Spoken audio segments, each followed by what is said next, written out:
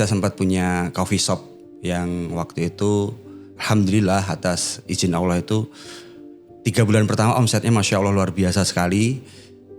Dan waktu itu harus tutup gitu karena memang waktu itu pandemi, terus kita ada PPKM segala macam yang mengharuskan kita harus tutup dan akhirnya kehilangan gitu. Itu kalau sama sewa tempat ya waktu itu sekitar 250 juta Mas Agung. Masya Allah. Karena mesin kopinya sendiri mungkin ya Mahal cukup ya. mahal, mungkin bisa di kisaran kurang lebih 90 juta sama grinder waktu itu. Itu pun yang gak bagus-bagus banget, maksudnya udah yang Middle lah ya. menengah ke atas insya Allah. Gitu. Kalau saya pribadi sih kesuksesan kita itu kan bukan dari banyaknya harta, jadi kalau saya itu lebih ke kebermanfaatan kita untuk banyak orang sih. Terkadang suatu hal yang paling ingin kita genggam justru adalah hal yang harus kita lepaskan agar tidak ada harapan melebihi harapan kepada selainnya. Assalamualaikum warahmatullahi wabarakatuh. Waalaikumsalam warahmatullahi wabarakatuh. Selamat datang kembali saudara saya. Masya Allah. Bahasanya sudah kecipratan panjenengan Pak. Masya Allah. Akhina fillah. Masya Allah. Saudara saya dalam apa ya Pak, berbisnis dan juga dalam berkeseharian. Pak Sigit, selamat datang di Pecah Telur. Terima kasih Mas Agung atas undangannya pagi ini. Karena mumpung pas libur Pak ya, hari Senin ya Pak. Iya, setiap Senin kita libur, alhamdulillah. Ada satu kutipan yang saya itu sering senang gitu ya dengan postingan Pak Sigit akhir-akhir ini. Masya Mungkin Allah. postingan ini juga dilandasi sebuah kejadian nyata dan saya menarik tentang postingan ini. Saya tulis ini tadi Pak. Jadi kutipannya adalah terkadang sesuatu yang paling kita harapkan justru menjadi sesuatu yang kita lepaskan. Wah ini dalam ini Pak menurut saya Pak. Masya Allah. Itu gimana Pak?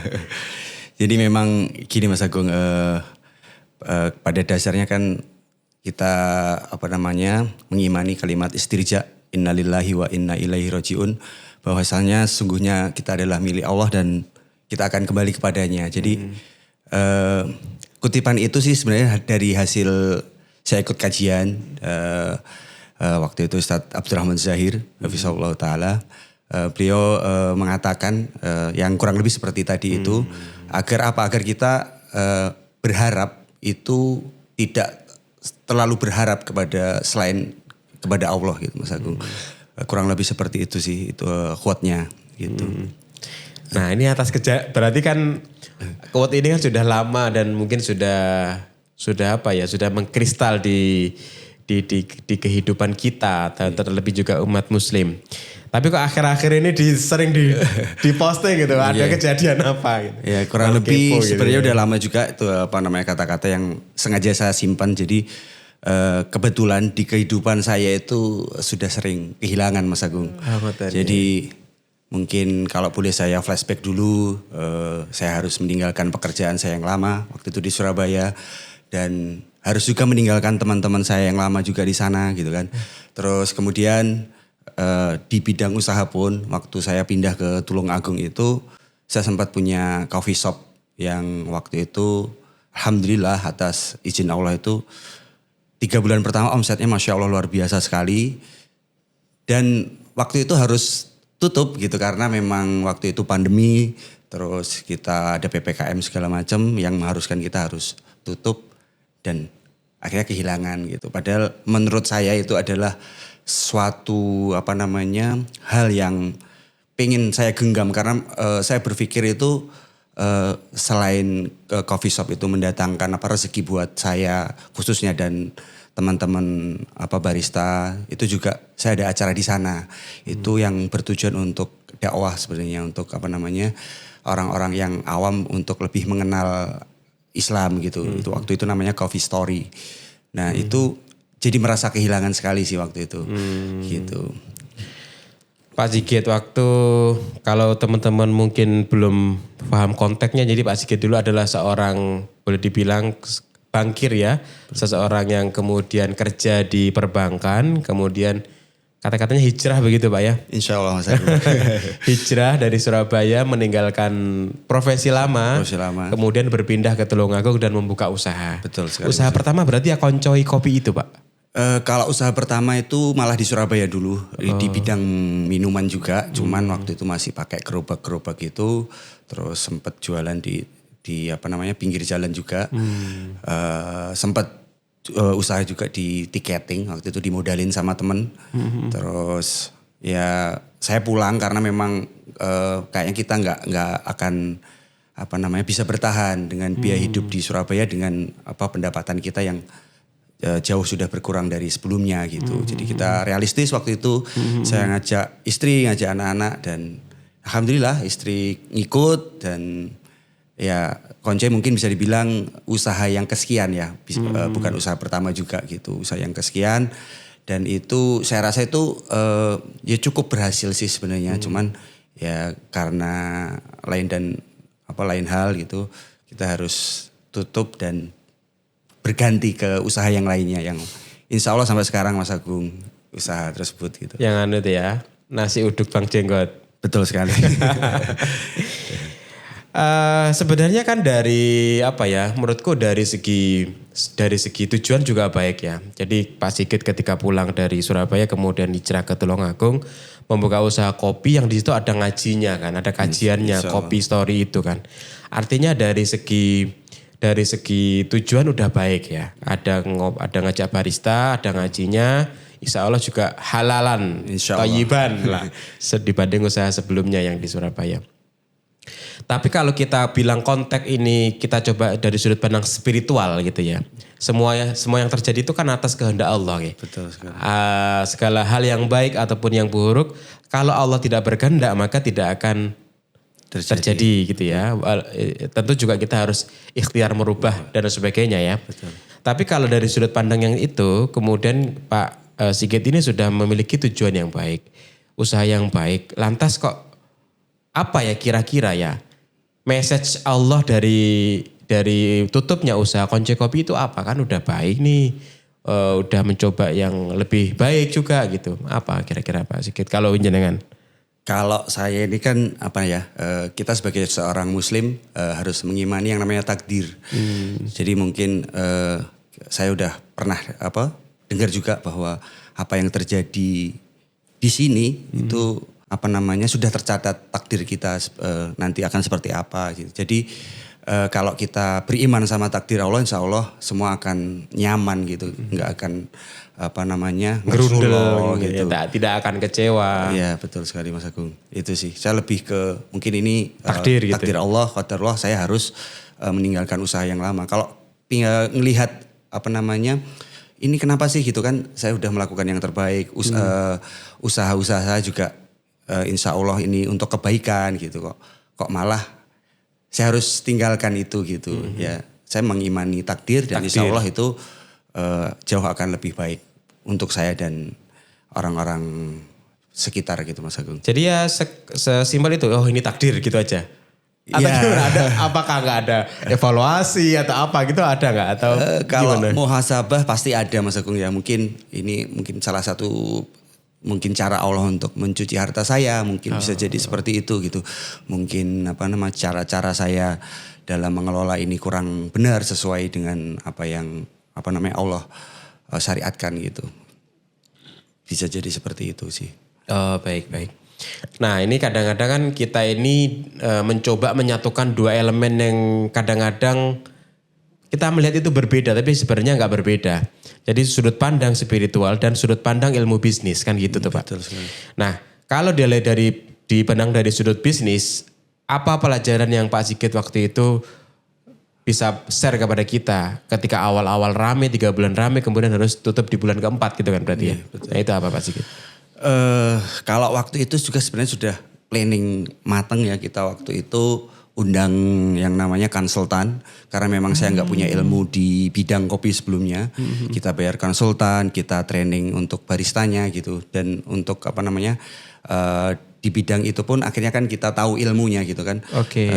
Kan kita harus tahu sebelum beramal kan kita harus berilmu terlebih dahulu gitu kan.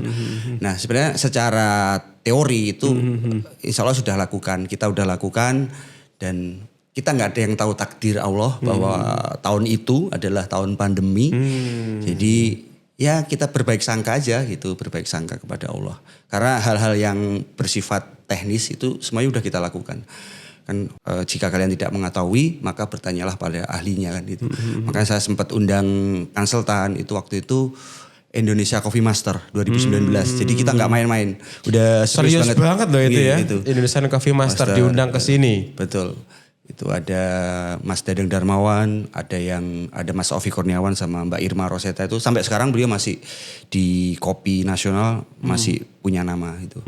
Jadi kita memang serius gitu untuk belajar kopi waktu itu gitu Mas Agung. Belajarnya itu dari segi rasa atau dari segi manajemen atau dari apa Pak Sigit? Waktu itu kita semuanya. Jadi dari mulai manajemen, mulai dari handle customer sama menu itu semua di training itu semuanya. Pak kalau boleh dibilang modal awal dalam pendirian Koncoy Kopi, kemudian mendatangkan konsultan dan lain sebagainya itu di kisaran berapa dulu waktu itu bukanya? Waktu itu kalau sama sewa tempat ya waktu itu sekitar 250 juta Mas Agung. Masya Allah. Karena mesin kopinya sendiri mungkin ya mahal cukup mahal. Mungkin bisa di kisaran kurang lebih 90 juta sama grinder waktu itu. Itu pun yang gak bagus-bagus banget. Maksudnya udah yang middle lah ya. Menengah ke atas insya Allah. Gitu. Kalau dari 3 bulan itu dari 250 juta yang kita keluarkan untuk modal Koncoy Kopi, kemudian berjalan 3 bulan, omsetnya berapa Pak bulanan? Omset waktu itu sih di angka 35 juta waktu itu. Kalau dibilang balik modal, ya nggak balik modal. Omsetnya 35 juta per bulan? Per bulan gitu. 35 juta dan kita waktu itu harus sewa lokasi. Dan ya alhamdulillah alatnya itu masih ada. Dan kalau dinominalkan masih cukup bagus lah harganya. Cuman sebenarnya semua nggak harus dinilai dengan materi ya. Modal mungkin bisa ketemu. Yang lebih saya dapat mungkin di pengalaman Mas Agung. Karena pengalaman kan memang harus dilalui gitu kan. Jadi kalau mungkin saya nggak melangkah waktu itu saya nggak akan tahu dunia usaha, dunia bisnis gitu. Gitu. Lebih ke pengalaman aja yang saya dapat mungkin saat ini gitu. Baik, siap. Saya masih penasaran harga kalau kita mau sewa konsultan begitu, mungkin ini berbeda bidang beda harga. Betul. Cuma kalau untuk di bidang kopi kisaran berapa Pak? Kayak menghadirkan kalau konsultan gitu. Waktu itu kita harga teman. Karena memang saya sebelum cerita sama beliau-beliau itu bahwa background saya seperti ini, saya lagi merintis mau usaha gitu dan itu harga spesial. Saya nggak bisa sebutkan karena memang nggak mungkin saya dapat harga segitu gitu. Karena saya tahu beliau sempat kirim ke Milan, ke luar negeri itu ikut barista championship waktu itu.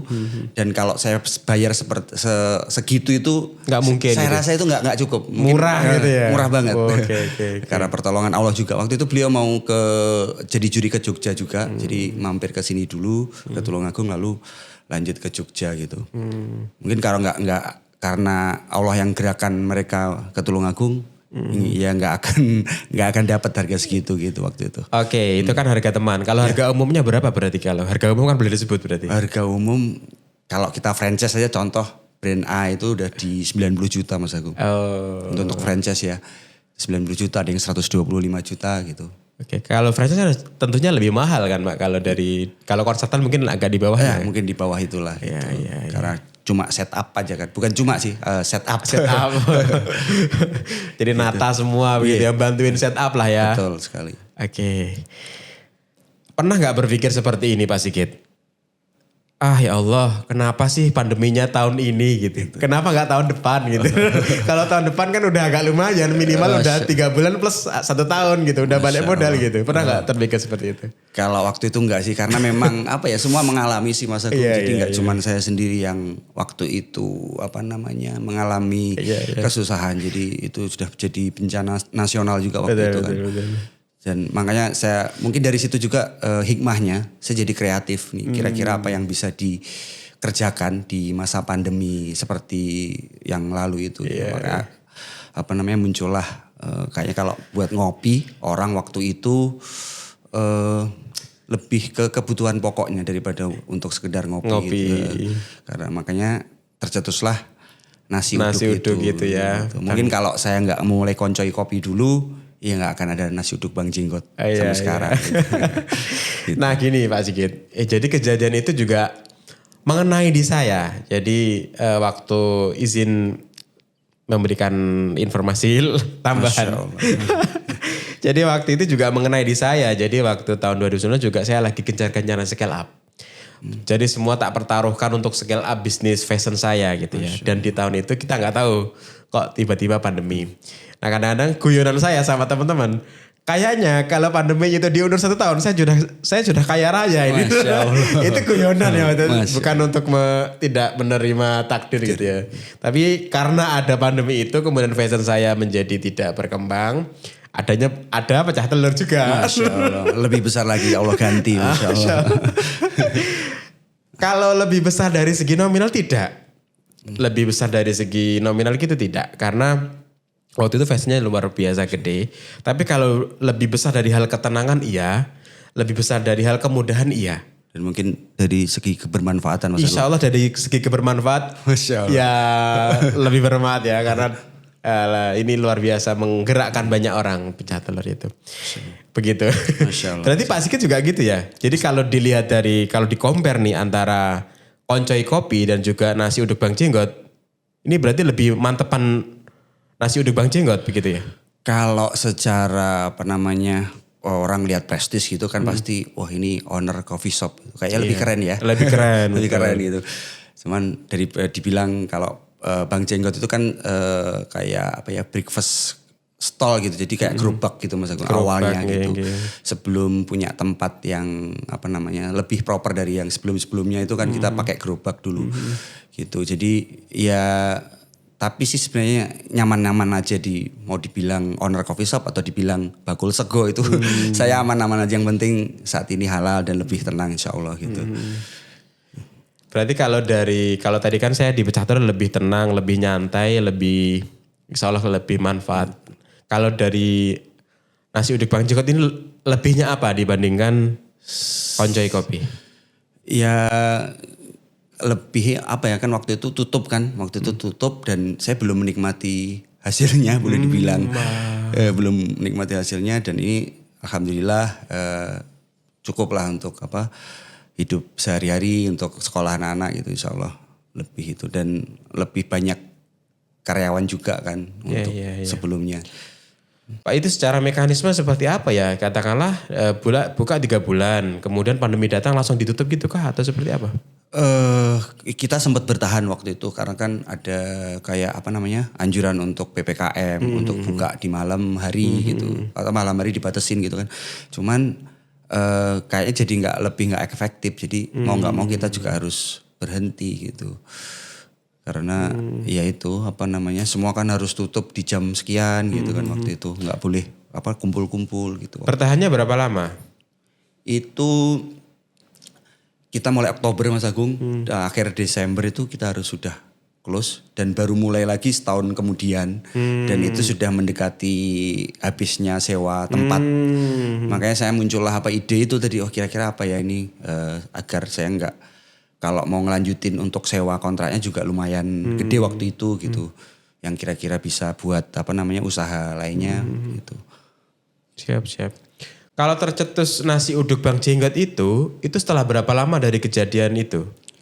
Itu jadi waktu kita sudah mulai tutup itu kan 9 bulan itu kan kita sempat operasional dan harus buka tutup yang akhirnya nggak efektif. Nah ini kayaknya saya harus punya set usaha yang lain gitu. Terus akhirnya ada salah seorang customer kita juga mungkin saya sebutkan namanya Mas Anggar itu, Mas kira-kira diskusi karena beliau juga ada background usaha franchise waktu itu, franchise minuman. Terus ya sama-sama dalam posisi lagi turun lagi ini akhirnya ada ide itu gitu. Dengan modal yang sangat minim waktu itu, ya udah kita ini coba nge-create, kita test food dan ya alhamdulillah diterima Mas Agung waktu itu. Karena memang waktu itu konsumsi sarapan di pagi hari itu masih jarang. Itu tuh masih jarang banget di Tulungagung nasi uduk, apalagi nasi uduk gitu kan. Kok memilih nasi uduk itu idenya dari nasi uduk karena nasi uduk belum ada atau seperti apa? Kalau nasi uduk sendiri di Tulungagung waktu itu sudah ada, yang lama sudah ada, cuman sepertinya bukanya di malam hari. Nah, kalau di waktu saya di Jakarta, sempat di Surabaya juga itu nasi uduk itu salah satu menu sarapan favorit gitu. Dan itu kayaknya belum ada di kota saya gitu waktu itu. Jadi ya udah kita kita research gitu kan. Akhirnya ketemu sampai pas diterima lidahnya orang Tulungagung gitu. Akhirnya pernah sampai berapa cabang gitu? Banyak apa ya kalau salah Pak ya? Kalau cabangnya, kalau yang di Tulungagung sendiri sempat ada 6 Mas Agung. Ada 6. Terus sekarang tinggal 4. Cuman kalau yang mitra itu banyak. Ada yang di Malang, di Batu. Kalau itu sudah kita sempat 14 kota gitu. Kalau di luar kota berarti apa? Franchise atau apa? Iya, kemitraan. Mitra lepas. Gimana tuh mitra lepas tuh? Jadi nanti kita ajarin mitra itu sampai sampai bisa, sampai jualan. Nah, kemudian hasilnya 100% untuk mitra. Untuk mitra. Jadi kita udah nggak dapat ini aja gitu. Bantuin setup gitu ya judulnya ya. Kayak konsultan kopi tadi ya. Betul sekali Mas Agung.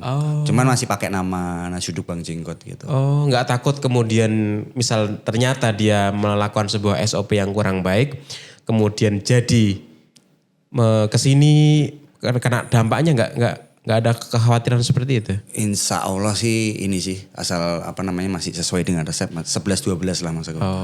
Itu masih sesuai dengan. Selama ini baik-baik aja begitu ya? Insya Allah seperti itu. Nah mungkin di antara penonton Pecah Telur juga kalau ingin di kotanya ingin memiliki usaha nasi uduk Bang Jenggot itu di kisaran berapa Pak? Kalau mitra lepas di kisaran 22 juta Mas Agung. Dapatnya nanti SOP resep kita ajarin sampai bisa masak, sampai bisa terus SOP kru lapak itu nanti sampai jualannya seperti apa, terus mungkin desain boothnya, desain menunya, tampilan, misalkan kalau pakai ruko tampilan rukonya seperti apa itu kita bantu sampai jualan Mas Agung. Berarti memang secara fisik tidak dapat apapun, tapi akan mendapatkan pembinaan dan pendampingan. Bahkan ada tim yang dikirim ke sana berarti ya? Ada, kebetulan ini ke Jakarta. Oh ada tim yang ke Jakarta juga? 4 hari, udah 4 hari jalan. Dan alhamdulillah infonya tadi jualannya juga lumayan. Oh ini kesempatan nih bagi teman-teman penonton Pecah Telur barangkali yang pengen memiliki usaha sarapan ya Pak ya. Sarapan dengan menu nasi uduk. Betul sekali. Nah, brandnya Nasi Uduk Bang Jenggot, bisa nanti menghubungi Pak Sigit ini ya. Oke, ada juga sebuah kabar yang menurut saya juga relate dengan kata-kata yang kita opening tadi Pak. Sesuatu yang paling kita genggam harapkan justru menjadi sesuatu yang kita lepaskan. Masya Allah. Yaitu di kejadian akhir-akhir ini kayaknya. Ini betul sekali Mas. Tak lihat Pak Sigit sibuk sekali pindah ini. Kenapa itu Pak? Ya qadarullah sih sebenarnya kembali ke takdir ya Mas Agung ya. Mungkin Mas Agung tahu sendiri sempat nanya. Kita nanya lokasi sebelahnya untuk usaha bersama. Untuk usaha bersama insya Allah semoga Allah mudahkan. Amin. Nah itu karena itu jadinya yang lapak saya yang lama yang sudah jalan kurang lebih hampir 2,5 tahun Mas Agung itu. Lapak utama kan itu Lapak kan? utama pusat kota yang sebelumnya gak ada masalah sama sekali sih sebenarnya. Adem ayem, penjualan juga Masya Allah tiap harinya udah mulai naik terus gitu kan. Nah tiba-tiba kita harus pindah yang itu menurut saya mendadak sekali gitu karena satu dan lain hal itu. Ya alhamdulillah tetap ada solusi sih. Kita harus geser sedikit lebih ke timur gitu. Tapi tetap insya Allah di pusat kota Tulungagung. Walaupun tempatnya lebih kecil gitu, lebih kecil. Dan kita kemarin sempat launching bebek dan itu jalan Mas Agung bebek. Nah untuk sementara bebeknya stop dulu. Nanti sambil kita nata lagi tempat yang lebih siap lah ini gitu. Berarti yang di baru ini nggak ada bebek? Sementara ini belum ada bebek lagi. Oh iya. Gitu. Nah, saya juga dapat bocoran. Selalu Allah menguji kita atau itu di saat yang kita sedang butuh-butuhnya. Masya Allah. Lagi waktunya bayar SPP, lagi ya gitu kan ya. Betul Mas. Ya, jadi kebetulan banget itu kan apa namanya anak saya yang pertama Mas Agung ini kalau boleh cerita. Jadi minta mondoknya di luar Tulungagung dan kemarin sempat tes dia alhamdulillah anaknya apa namanya semangat sekali, alhamdulillah. Dan saya sebagai seorang ayah kan intinya mendukung ya anak laki-laki nomor satu punya keinginan untuk melanjutkan pendidikannya di luar kota. Kemarin mau minta di Jogja dan dua-dua pondoknya itu alhamdulillah lulus dan harus daftar ulang. Daftar ulang yang ya nominalnya lumayan ya. 2 digit lumayan lah buat saya itu harus apa ya namanya harus puasa. Harus puasa untuk apa namanya keinginan yang enggak urgent gitu. Termasuk keinginan untuk memulai usaha yang lain mungkin ya. Jadi ya Allah itu kadang gitu jadi kebetulan juga anak saya yang keempat ini sakit hari ini. Jadi memang apa ya kok bareng gitu ya. Cuman saya tetap yakin bahwa Allah itu nggak menguji la yukallifullahu nafsan illa wus'aha gitu kan. Kita tidak akan diuji melebihi batas kemampuan kita. Jadi kita selalu berbaik sangka kepada Allah bahwa ini semua akan dilalui gitu. Saya ada quote yang Masya Allah menurut saya itu, ini waktu quote itu memulai nasi uduk itu juga pakai quote ini. Yang kurang lebih bunyinya, tepat di saat hari buruk menyerang, ada banyak hari baik menunggu giliran. Masya Allah. Itu ya kalau buruknya kan cuma sehari Mas Agung ya, insya Allah hari-hari baiknya menunggu giliran kita untuk menghampiri. Masya Allah. Itu sih kalau saya selalu yakin akan kebesaran Allah itu insya Allah. Siapa? Saya jadi penasaran ini seorang mantan banker bahasanya. Bankir atau banker ya? Banker. Bankir Bank. konvensional. Ya. Kalau banker itu kan itu tempat persembunyian Pak. Ya. Bankir ya. Bankir.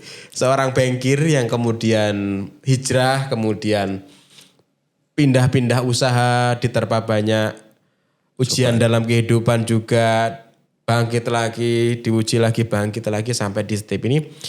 Apa pandangan Pak Sigit tentang bisnis yang ingin Pak Sigit jalankan gitu? Maksudnya gini, apakah ingin terus menggede atau ya gini-gini aja atau seperti apa? Kalau saya pribadi sih kesuksesan kita itu kan bukan dari banyaknya harta. Jadi kalau saya itu lebih ke kebermanfaatan kita untuk banyak orang sih. Jadi kalau ditanya lebih ini ya pengennya sih lebih banyak, lebih besar gitu. Lebih mungkin bisa sampai ke apa namanya nasional bahkan ke luar negeri kalau bisa kan siapa tahu gitu kan. Ya itu sih lebih pengen terus bermanfaat sih gitu.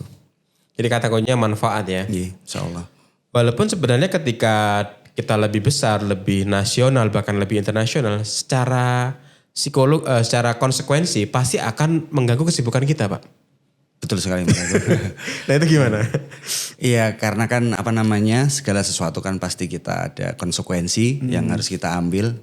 Kalau mau begini-begini aja ya manfaatmu cuma segitu gitu. Jadi kalau mau kamu lebih besar, pasti hal-hal yang kamu korbankan juga akan lebih banyak gitu. Oke. Kira-kira nih yang sudah 4 tahun ya di Tulungagung, artinya ketika usaha sudah berjalan 4 tahun dan juga ya walaupun belum 5 tahun ya, tapi secara kurva masih stabil, artinya juga orang menyukai produk itu. Kalau bahasa kita produknya udah ngangenin. Masya Allah. Udah ngangenin, udah diterima, udah menjadi rutinitas mereka.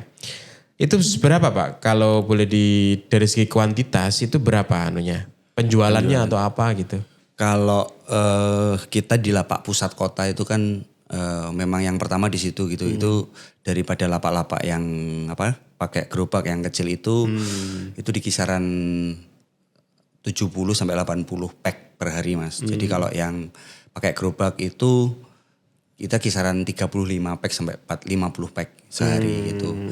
Cuman ya masing-masing daerah itu juga nggak sama gitu. Jadi kita kadang juga sold out pagi gitu. Kita tambahin pun kadang juga ya nggak habis jatuhnya malah kadang. Jadi kalau saya pribadi itu untuk yang di lapak kota itu cenderung lebih ke konsisten. Kita kalau misalkan hari Selasa sampai hari Kamis itu kita jualannya misalkan 10 kilo gitu. Itu dibagi untuk 4 outlet gitu. Nah kemudian kalau hari-hari misalkan weekend atau Jumat Sabtu Minggu, biasanya kan di sana itu banyak pesanan. Bahkan kita ada yang satu hari itu sempat ngayani sampai 300 pack mas pesanan.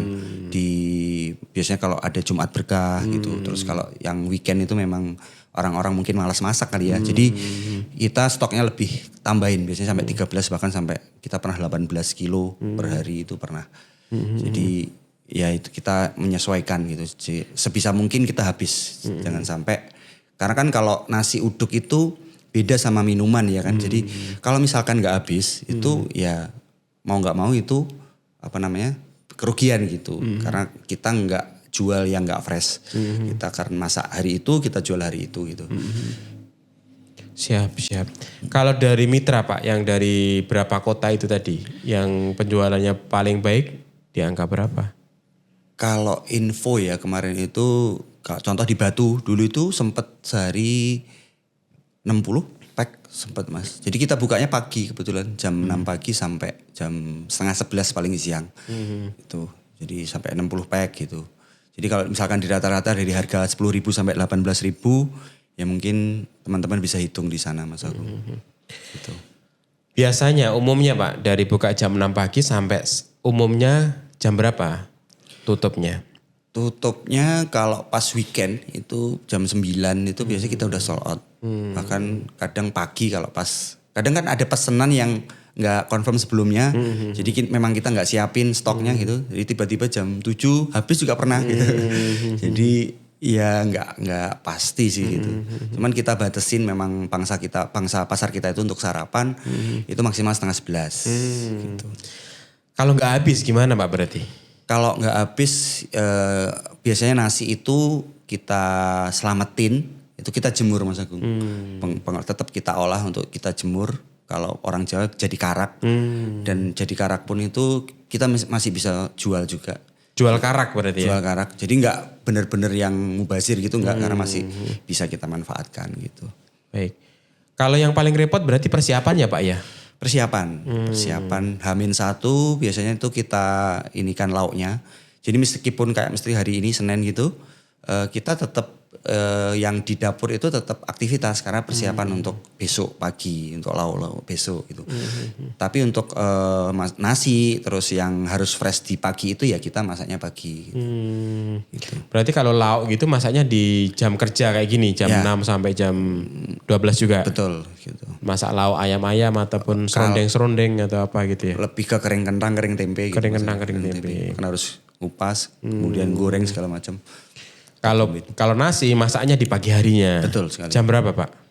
Teman-teman start jam 3. Jam 3 pagi. Jam 3 masak, habis itu ada kan dari gudang itu, habis itu didistribusikan ke outlet-outlet. Betul gitu. sekali, outlet-outlet. Berarti misalnya nanti teman-teman mau ngambil di luaran sana, teman-teman penonton Pecah Telur ini banyak sekali Pak. Penonton Pecah Telur itu yang chat ke nomornya admin, Bang atau Mas, bagi peluang dong. Nah, gini-gini. Ini juga opportunity juga bagi teman-teman barangkali mau nasi uduk Bang Jenggot. Tapi konsekuensinya yaitu harus bisa masak jam 3. Yeah. Nanti open lapaknya jam 6 sampai jam 9 atau setengah 11. Setengah 11. Terus kemudian juga penjualannya pun di kisaran antara 50 sampai 90 ya hariannya ya. Betul. Harganya sekitar segitu. 10.000 sampai 18.000 yang paling. Kalau marginnya itu berapa persen Pak? Margin kurang lebih 35 Mas. 35% ya, di luar karyawan? Sudah termasuk karyawan? Sudah termasuk karyawan. Berarti kalau ditungguin sendiri untuk kegiatan lebih untung lagi dong? Betul sekali. Kebetulan ada yang mitra kayak di Jakarta ini, istri beliau yang... Nah untuk kegiatan istri betul, gitu ya, itu lebih untung kan karena tidak mengeluarkan biaya karyawan. Kos untuk karyawan. Tapi lebih capek sih tentunya. Betul sekali. Tapi daripada capek nggak ada kegiatan, mending capek ada kegiatan Pak. Dan menghasilkan. Dan menghasilkan, Masya Allah. Dan kita ini kebutuhan pokok sih sebenarnya Mas Agung. Karena kan itu yang beda ya. Yang beda dari apa namanya? Dari kopi tadi ya, kita katakanlah compare dari kopi itu beda ya. Karena kan tiap hari kita butuh sarapan, kadang orang buru-buru gitu. Makanya kita ada tagline solusi sarapan praktis dan higienis. Gitu. Ada kata-kata enaknya nggak? Praktis, higienis, dan enak. Itu Mas Agung yang tahu kalau itu. Mungkin dari packagingnya juga kan. Packagingnya juga, wah keren packagingnya. Itu. Ya.